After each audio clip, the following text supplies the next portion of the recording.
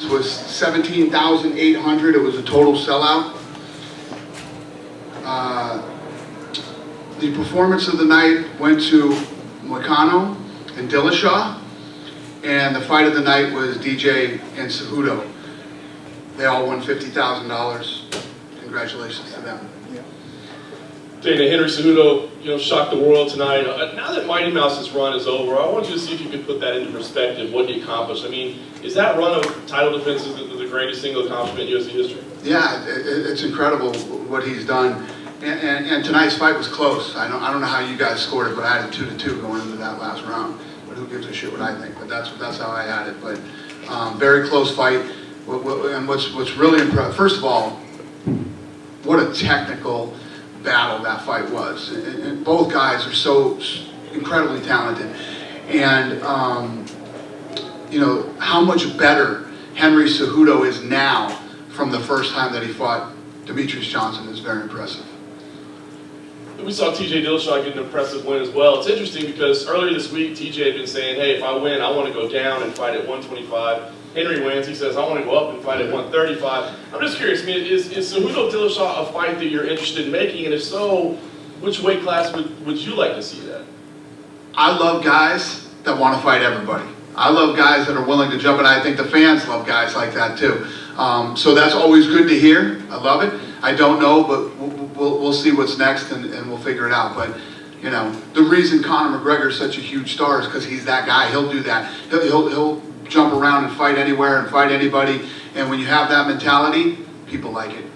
And last thing for me, I wonder, I'm sure you heard the criticism coming into this week about how weak this card was, and you had two. I didn't hear that. Well, there was some criticism. Right. When isn't there criticism? Very, very entertaining fights in the main and co-main. I just wonder, I know it's been hard to market the flyweight division, the lighter weight class. Do you feel like this may be a turning point?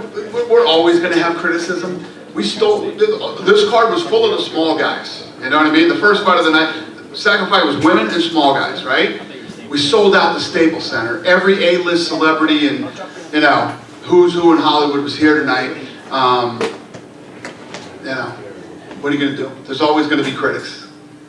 It was an awesome night. Awesome night, a very successful night, and I'm happy.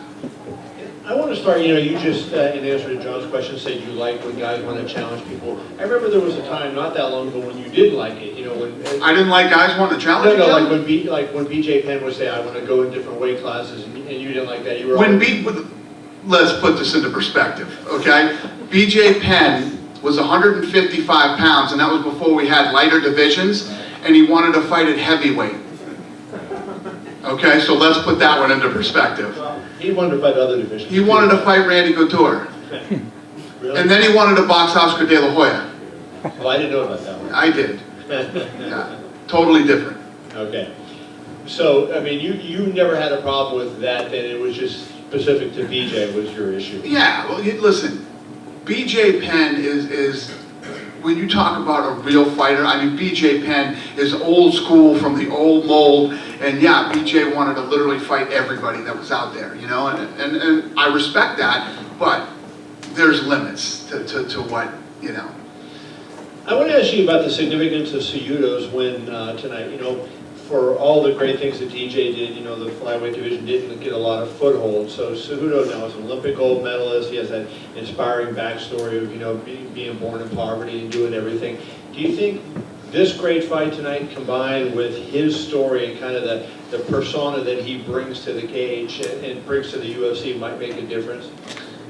A difference in what? In terms of the popularity of the flyweight. Well, I think. Listen, I think the popularity of the flyweights was there. What more do we need? I told you the place is packed with A-list celebrities. Sold out the Staples Center. The small guys did almost a $3 million gate tonight with a sold-out Staples Center, and the crowd was very into that fight. Very into that fight. It's the fight of the night. And I think that when you saw scrambles with these guys, the crowd reacted to them. They were very educated on what was going on. I think we're there, and I think that Demetrius Johnson's reign and what he's done, and I've talked about this to many of you this week.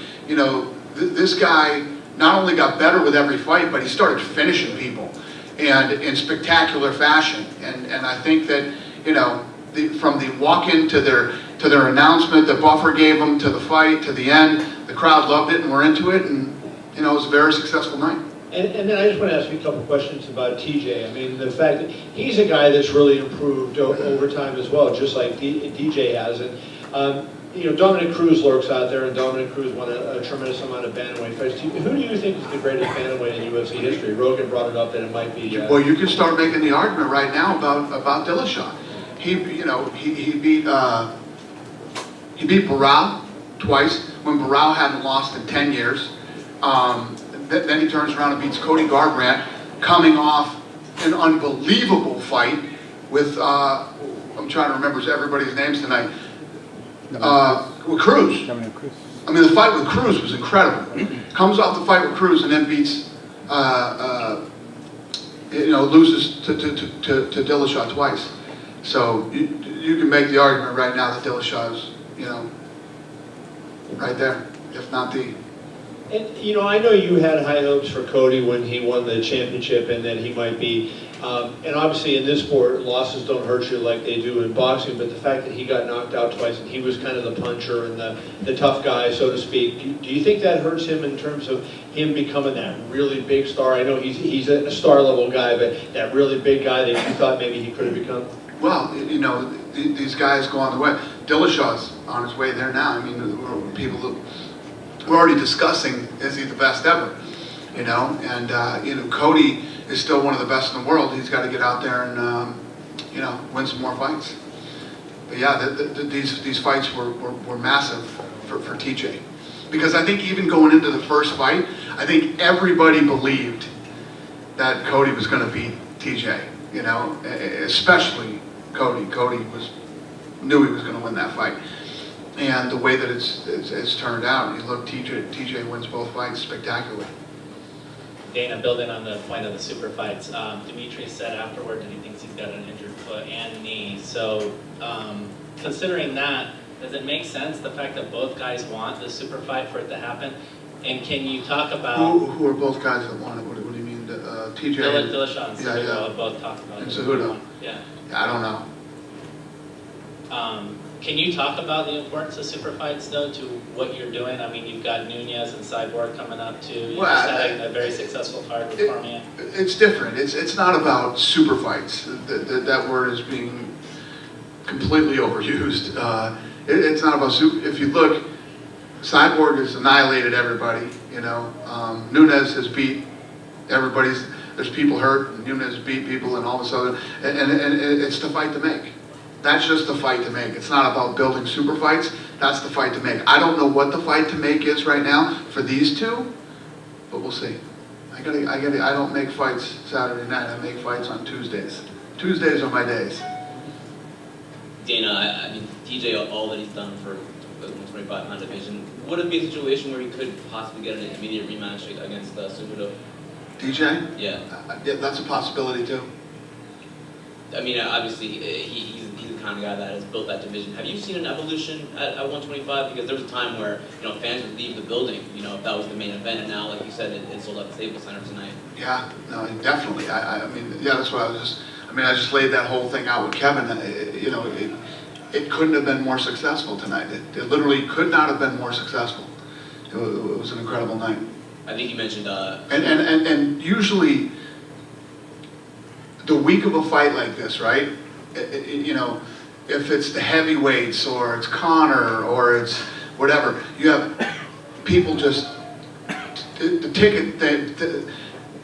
Think about any of you that have ever been married before and did the seating chart for your wedding.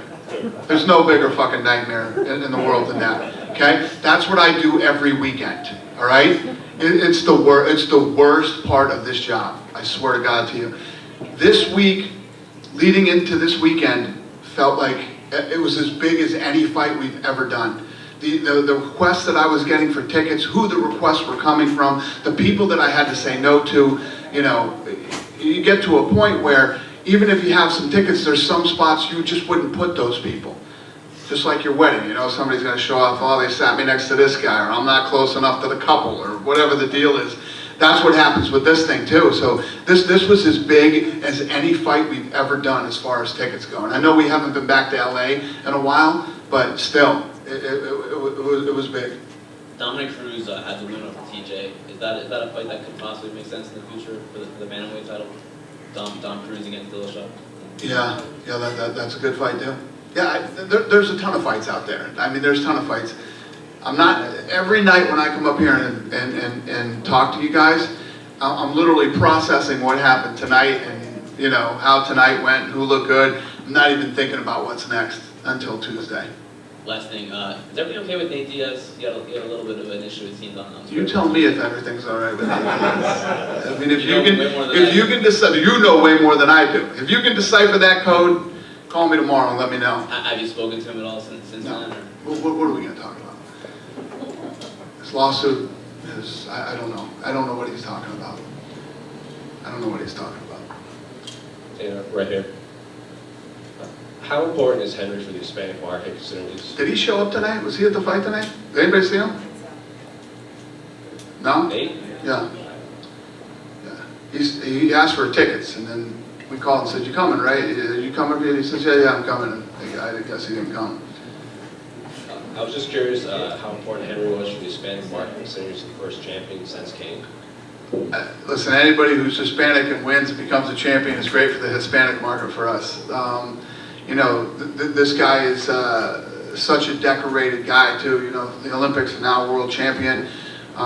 Yes, it's good. It's good that, you know, for the Hispanic. It's good for the Americans. It's good for everybody. I mean, the credentials that this guy has, and the fight that he fought tonight. It's all good.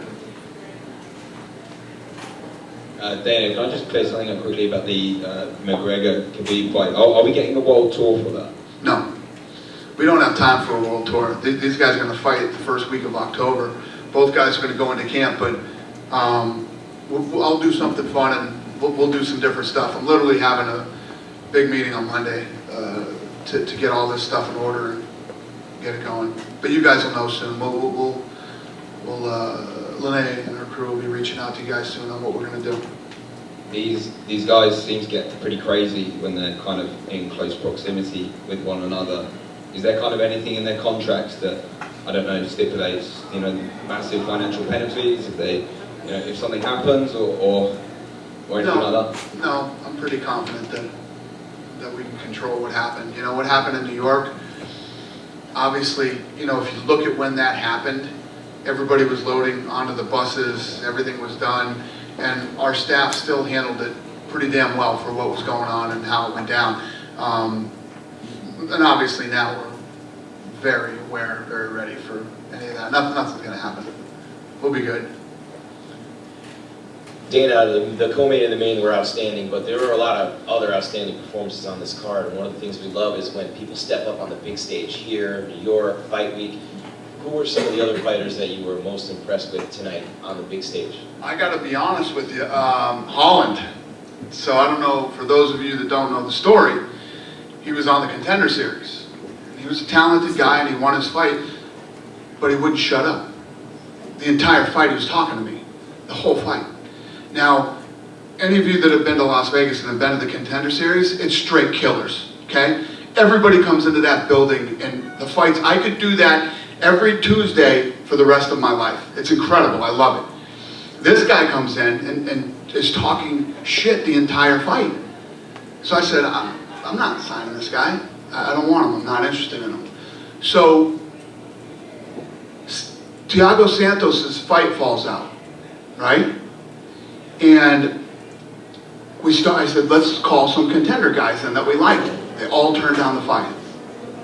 I said, call Big Mouth. I want to see if Big Mouth takes this fight. Took the fight, came in and fought the fight, still talking shit, okay? In there with Thiago Santos, this beast, ranked number 13 in the world, and took this fight on 2 weeks' notice and is still talking and talking so much his mouthpiece fell out twice. But wow, he looked good. Wow, he looked good. And tonight, all the celebrities that were there loved Holland. That's all they wanted to talk about. After the fight, they're talking to me about him. Back in my room, they're talking to me about him. They love him. So much respect to Holland. He was very impressive tonight. Took that fight on 2 weeks against an absolute savage, and fought a great fight. You know, he gassed out in the third, but he took this thing on 2 weeks' notice. So, yeah, I take it back, and we will give him the proper time to train, get ready for a fight, and we'll give him another fight. Hi, Dana. Hi. Real quick question. McClellan is another one that looked great tonight. Got in the cage, called out Ortega. Obviously, after beating Cub Swanson, a top 5 guy, he put himself in that, in my opinion, in that top 5 range. Is that a fight we can expect to see? And what's next from McClellan? He looked damn good. You know, that guy's a beast. And when you think back to the Ortega fight, that fight was great with those two. Yeah, he looked great. I don't know. We'll see what's next for him. I mean, what's Cub rank, number 5 in the world? Yeah, so he's in the top 5 or 6 now. So we'll see what happens.